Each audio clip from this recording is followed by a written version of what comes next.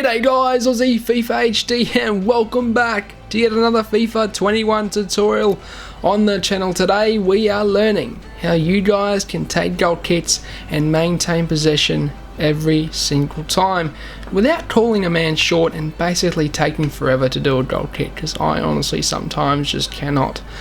I do not have the patience to do so. So without further ado, I'm going to jump into the intro and then I'm going to teach you guys this special goalkeeping technique that I like to use in FIFA 21. Griezmann, three men around him and somehow finds some space. Ronaldo, fantastic, opening the drive back. He's made himself the tiniest bit of space.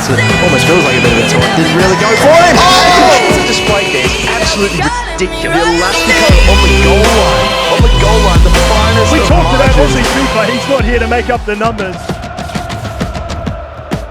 A lot of you probably just boot the ball up the field, and I don't blame you. You do want to get it away from your defensive half as much as you can. Some other, guys, some other of you will call the, the defensive line short. They will then bring around, but it just takes forever, doesn't it?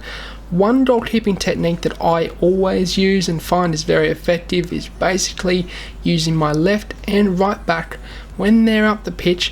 But what I do is a special kicking technique, and what that is R1 and then obviously the the chip, the cross button. And what that does is a very let's just say driven cross over towards my left back or my right back for them to header it on. What I do find is if you do a normal cross towards these wing bats, it's quite high, and by the time the ball gets to your defender, the attacker, the winger, whoever it might be, is already there, and it's a 50-50 challenge. But what I find is if you can use the R1 button and it uses a very driven cross, a very driven lifted pass, lob over to your wing back, then he can make that header onto the winger or to the midfield, whoever is available. I find this works, I'm telling you now, around 95% of the time. The opponent will not get there unless he's very on the ball and uses the right stick selection method to select the correct winger. But he has to guess, number one, where you're going, and most of the time they will not. And it's a safe and simple way of getting the ball up the pitch quite easily, and you're able to get the ball on the wing quickly and easily for you to then make a counter attack. And I do find it does actually open up some space on the wing for you to progress up the field, and that's why I do like this way of doing a goal kick.